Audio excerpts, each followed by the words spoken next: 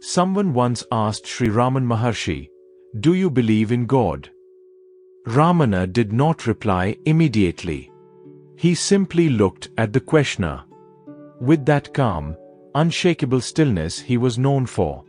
A stillness that felt like the answer was already there, waiting to be discovered inside the one who asked. After a long pause, Ramana gently said, "First, find out who is asking the question." Those few words carried more wisdom than any theological debate ever could. Today, let us enter that silence where his answer is still alive.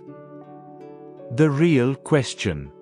Ramana Maharshi never encouraged discussions about whether God exists or not. Not because he denied God, but because he refused to reduce the divine into a mere concept. He always brought the seeker back to the most essential inquiry. Who is the I that believes? Who is the I that doubts? Before talking about God, you must understand the one who is questioning. Ramana said, "Unless you know the knower, what is the value of knowing anything else?" In other words, before you ask, "Do you believe in God?" you must discover, "Who am I?" Because belief belongs to the mind. But the true self is beyond all beliefs. Belief versus experience. Ramana Maharshi saw belief as a weak substitute for direct experience. To someone who said, "Bhagwan, I believe in God," he replied, "Belief is of the mind. Know God through the self." Most people believe in a God they have never seen, never felt, never directly known. Their idea of God is usually inherited from parents, books, traditions, fears, and hopes. But Ramana taught that the divine is not an external being observing you from the sky.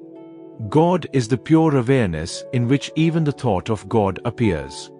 He often said, "Why believe in God? Be still and know." Belief is mental. Knowing is existential. Where God actually is. Ramana Maharshi revealed a truth that only the deepest sages have spoken: God, Guru, and Self. There is no difference. He didn't mean his physical body was God. He meant that the Self, the silent awareness behind your eyes, the presence watching your thoughts, the consciousness in which the world appears, that is what people are calling God. Not a person, not a form, not a figure to be worshipped far away, but the very being which allows everything else to exist. He once said, "The self alone is real. All else is imagination." When the mind becomes still, when the ego dissolves, when the sense of separateness vanishes, what remains is not emptiness.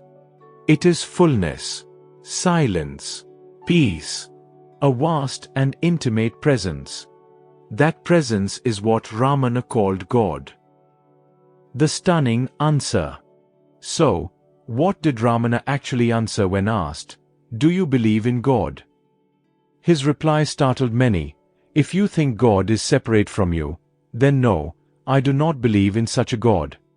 But he continued, "If you understand God as the self, the eternal awareness, the pure being, then yes, I know God. Not as an idea, not as a philosophy, not as a belief stitched together by the mind, but as the very ground of existence, the essence of consciousness, the one reality." To Ramana, God was not an external creator. God was the light by which the questioner asks the question. Ramana Maharshi did not teach you to believe. He taught you to look within, not to accept someone else's God, but to discover the divine as your own true nature. So the real teaching is simple. Don't rush to believe in God. Discover the self, and you will know what God truly is. The greatest answer to the question, "Do you believe in God?" is found not in belief, but in direct realization. Silence becomes the answer. Awareness becomes the proof. And the self becomes the divine.